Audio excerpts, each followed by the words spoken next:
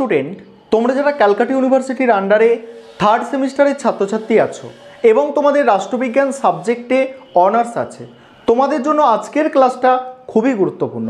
আজকের ক্লাসে তোমাদের CC7 পেপার থেকে 2020 সাল এবং 2021 সালের এসএকিউ প্রশ্নের সমাধান নিয়ে আলোচনা করব।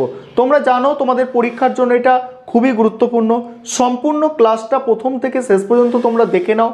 আরেকটা বিষয় এখানে বলার আছে যে তোমাদের জন্য অনলাইন কোচিং ক্লাস চলছে। তোমরা যারা পরবর্তী সেমিস্টার থেকে অ্যাডমিশন নিতে চাইছো, তোমরা বোর্ডে যে নম্বরটা দেখতে পাচ্ছ এই নম্বরে যোগাযোগ করে অ্যাডমিশন নিতে পারো। চলো তোমরা 2020 সাল এবং 2021 সালের এসএকিউ প্রশ্নের সমাধান দেখে নাও CC7 পেপার থেকে। এবারে তোমরা প্রশ্ন উত্তরগুলো দেখে নাও। প্রথমে দেখো 2020 সালের এসএকিউর সমাধান। প্রথম প্রশ্ন আছে, পলিটিক্স অ্যামং নেশন বইটির লেখক মর্গেনথাউ হচ্ছেন পলিটিক্স অ্যামং নেশন বইটির লেখক। পরের প্রশ্ন আছে, বাস্তববাদী তত্ত্বের একটি সমালোচনা লেখো। দেখো, বাস্তববাদী তত্ত্বের একটি সমালোচনা হলো এই তত্ত্ব আন্তর্জাতিক বাস্তবতার সঠিক ব্যাখ্যা দিতে পারে না, যেমন বিশ্বের শক্তি কাঠামোর মধ্যে আমূল পরিবর্তন ছাড়াই ঠান্ডা যুদ্ধের অবসান হয়েছে। পরের প্রশ্ন আছে, নির্ভরশীলতার তত্ত্বের দুজন প্রবক্তা, একজন হচ্ছে রলস পবিস আর একজন হচ্ছে দেখো সামির আমিন। পরের প্রশ্ন কি আছে দেখো, বিশ্ব ব্যবস্থাজ্ঞাপক তত্ত্বের মুখ্য প্রবক্তাকে ইমানুয়েল ওয়ালস্টাইন, ইনি হচ্ছেন মুখ্য প্রবক্তা। তারপরে আরও কিছু প্রবক্তার নাম এখানে দেওয়া আছে। তারপর দেখো, স্থিতিশীল উন্নয়নের একটি প্রতিবন্ধকতা চিহ্নিত করো। স্থিতিশীল উন্নয়নের একটি প্রতিবন্ধকতা হলো দূষণ মুক্ত পরিবেশ। দূষণ মুক্ত পরিবেশ, এটা যুক্ত হবে না, মুক্ত, দূষণ মুক্ত পরিবেশ। পরের প্রশ্ন, পরিবেশ রক্ষায় প্যারিস চুক্তি কোন সালে গৃহীত হয়? 12ই ডিসেম্বর 2015 সালে। পরের প্রশ্ন, 2020-তে আন্তর্জাতিক পর্যায়ে সংঘটিত একটি সন্ত্রাসবাদী আক্রমণের ঘটনা উল্লেখ করো। 2020-তে আন্তর্জাতিক পর্যায়ে সংঘটিত একটি সন্ত্রাসবাদী আক্রমণ হলো তালিবানদের আফগানিস্তান দখল। পরের প্রশ্ন, আন্তর্জাতিক ক্ষেত্রে পরিযান সমস্যার একটি উদাহরণ দাও। দেখো অ্যান্সারটা, আন্তর্জাতিক ক্ষেত্রে পরিযান সমস্যার একটি উদাহরণ হলো আইন শৃঙ্খলা রক্ষার সমস্যা হচ্ছে এবং সন্ত্রাসবাদী কার্যকলাপে ভয় রয়েছে। পরের প্রশ্ন, বৈদেশিক নীতি প্রণয়নকারী দুটি সংস্থার নাম। একটা হচ্ছে বিশ্ব বাণিজ্য সংস্থার, যেটাকে বলা হচ্ছে WTO, আর একটা হচ্ছে আন্তর্জাতিক অর্থ ভাণ্ডার, যেটাকে বলা হচ্ছে IMF। পরের প্রশ্ন দেখো, বান্দুং সম্মেলনে গৃহীত জোট নিরপেক্ষ আন্দোলনের মূল নীতি কী? বান্দুং সম্মেলনে গৃহীত জোট নিরপেক্ষ আন্দোলনের মূল নীতি হলো সোভিয়েত মার্কিন ঠান্ডা লড়াইয়ের প্রভাবমুক্ত দেশগুলির স্বাধীন সত্তা ঘোষণার যৌথ প্রয়াস। পরের প্রশ্ন, সম্মিলিত জাতিপুঞ্জের নিরাপত্তা পরিষদে কোন সালে কাশ্মীর সমস্যাকে নিয়ে প্রস্তাব গৃহীত হয়? সম্মিলিত জাতিপুঞ্জের নিরাপত্তা পরিষদে 1949 সালে কাশ্মীর সমস্যাকে নিয়ে প্রস্তাব গৃহীত হয়। পরের প্রশ্ন, কোন সালে ভারত ভুটান শান্তি ও মৈত্রীর চুক্তি স্বাক্ষরিত হয়? 1949 সালে ভারত ভুটান শান্তি ও মৈত্রীর চুক্তি স্বাক্ষরিত হয়। পরের প্রশ্ন, তাশখন্দ ঘোষণা কোন কোন রাষ্ট্রপ্রধান স্বাক্ষর করেছিলেন? 1965 সালে তাশখন্দ ঘোষণায় ভারতের প্রধানমন্ত্রী লাল বাহাদুর শাস্ত্রী ও পাকিস্তানের রাষ্ট্রপতি মোহাম্মদ আইয়ুব খান স্বাক্ষরিত করেছিলেন। তারপরে প্রশ্ন, ভারত সোভিয়েত শান্তি মৈত্রী ও সহযোগিতার চুক্তি কোন সালে স্বাক্ষরিত হয়?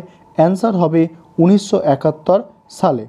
পরের প্রশ্ন দেখো, পরের প্রশ্ন আছে, কালাপানি কোন দুটি দেশের সমস্যা?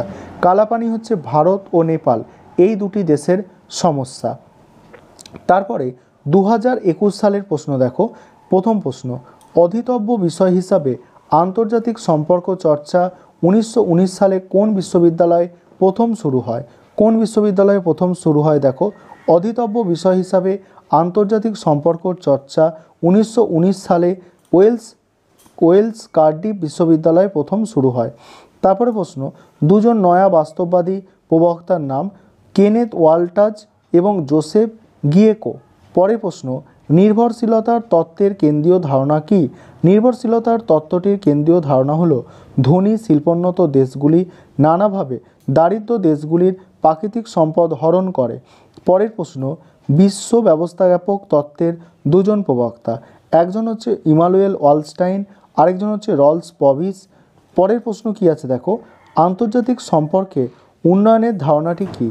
আন্তর্জাতিক সম্পর্কে উন্নয়নের ধারণাটি হলো বিশ্বের সকল দেশের অর্থনৈতিক বিকাশের হার, মোট জাতীয় আয় ও মাথাপিছু আয়, কৃষি ও শিল্পের উন্নয়নের ওপর ভিত্তি করে অর্থনৈতিক উন্নয়নের হার পরিমাপ করা হয় এবং তাদের বিকাশ ঘটানো। 2015 সালে গৃহীত প্যারিস চুক্তির উদ্দেশ্য কী? 2015 সালে গৃহীত প্যারিস চুক্তির উদ্দেশ্য হলো জাতিসংঘের 20 বছরেরও বেশি আলোচনার মধ্যে প্রথমবারের মতো জলবায়ু সম্পর্কিত একটি বাধ্যতামূলক এবং সর্বজনীন চুক্তি অর্জন করা। পরের প্রশ্ন, 2021 সালে 15ই আগস্ট আফগানিস্তানে ক্ষমতা কোন সংগঠন দখল করে? 2021 সালে 15ই আগস্ট আফগানিস্তানের ক্ষমতা তালিবান সংগঠন দখল করে। পরের প্রশ্ন আছে আন্তর্জাতিক রাজনীতিতে পরিযান সমস্যা সম্পর্কিত সম্মিলিত জাতিপুঞ্জের সংগঠনের নাম কি? অ্যান্সার হচ্ছে হাই কমিশনার অফ রিফিউজি। পরের প্রশ্ন আছে গোপন কূটনীতি কাকে বলে? দেখো, জনগণের জ্ঞান বা সম্মতি ছাড়াই সরকার কর্তৃক পরিচালিত কূটনীতি হলো গোপন কূটনীতি। পরের প্রশ্ন, ভারতের বৈদেশিক নীতির দুটি প্রধান বৈশিষ্ট্য, এক হচ্ছে কি জোর নিরপেক্ষ নীতির প্রতি শ্রদ্ধা প্রদর্শন, দুই হচ্ছে প্রতিবেশী রাষ্ট্রের সাথে সম্প্রীতি রক্ষা করা। তারপরে প্রশ্ন, ভারতের বৈদেশিক নীতিতে পঞ্চশীল নীতির কেন্দ্রীয় ধারণাটি কী? ভারতের বৈদেশিক নীতিতে পঞ্চশীল নীতির কেন্দ্রীয় ধারণাটি হলো জোর নিরপেক্ষ দেশগুলির মধ্যে শান্তিপূর্ণ সহাবস্থান।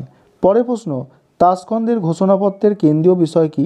তাশকন্দের ঘোষণাপত্রের কেন্দ্রীয় বিষয় হলো ভারত ও পাকিস্তান এই দুই দেশের মধ্যে শান্তি স্থাপন এবং জনগণের মধ্যে সৌহার্দ্য বৃদ্ধি।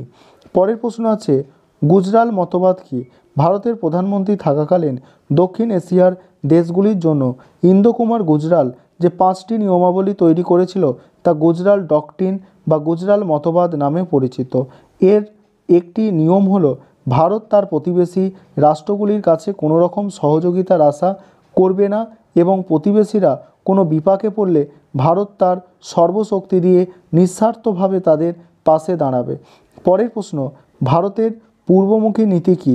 ভারতের পূর্বমুখী নীতি হলো দক্ষিণ পূর্ব এশিয়ার দেশগুলির সাথে ভারতের অর্থনৈতিক ও কৌশলগত বৈদেশিক সম্পর্ক বিস্তারের একটি কার্যকারী পরিকল্পনা নীতি।